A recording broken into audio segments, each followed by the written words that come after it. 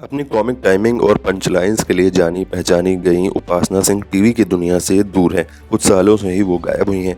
दर्शक उन्हें आज भी द कपिल शर्मा शो में देखना मिस करते हैं। कॉमेडी नाइट्स विद कपिल में उन्होंने आइकॉनिक रोल अदा किया है, पर अब ये पंजाबी फिल्मों में काम कर रही हैं।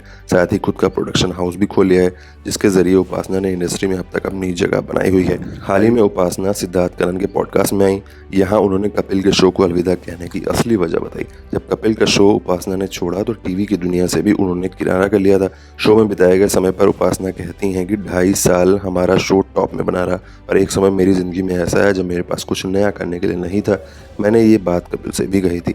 हम दोनों ही बहुत अच्छा बॉन्ड शेयर करते हैं। हम दोनों के बीच कोई लड़ाई नहीं हुई है। पता नहीं लोगों ने ये क्या चीज़ें सोच ली हैं। मैंने कपिल से कहा कि कपिल, अब रोल कुछ अलग ही नहीं रह गया है। मैं जो करती थी अब उसमें करने में मज़ा नहीं आ रहा है।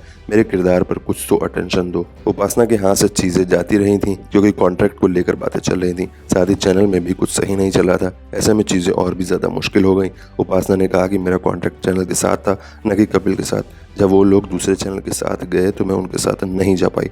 टीम के बीच भी टेंशन चल रही थी। मुझे कंफर्टेबल महसूस नहीं हो रहा था। जब मैंने कृष्णा अभिषेक के साथ दूसरा चैनल ज्वाइन किया तब मुझे वहाँ तब तक रुकना पड़ा जब तक कॉन्ट्रैक्ट खत्म नहीं हो गया। उपासना ने बताया कि इस पीरियड में उन्होंने क्रिएटिव टीम के साथ भी कुछ चीज़ें फेस की। उपासना ने कहा कि वो लोग मेरी पंच लाइन्स कट कर देते थे। मुझे पता था कि जहाँ ऑडियंस हंसेगी वहाँ से वो लोग मेरी लाइन्स ही हटा देते थे। मुझे टॉर्चर जैसा महसूस होने लगा था। अली असगर ने भी यही सेम इशू फेस किया था। हम दोनों ही क्रिएटिव तौर पर सेटिस्फाइड नहीं थे। हालांकि बाद में कपिल शर्मा ने उपासना सिंह को शो में वापसी करने के लिए ऑफर दिया था, लेकिन एक्ट्रेस का तब तक फोकस कुछ और हो चुका था। उपासना ने कहा कि मैंने 2 पंजाबी फिल्में प्रोड्यूस की थी। उन फिल्मों में कपिल ने वॉइस ओवर भी दिया था।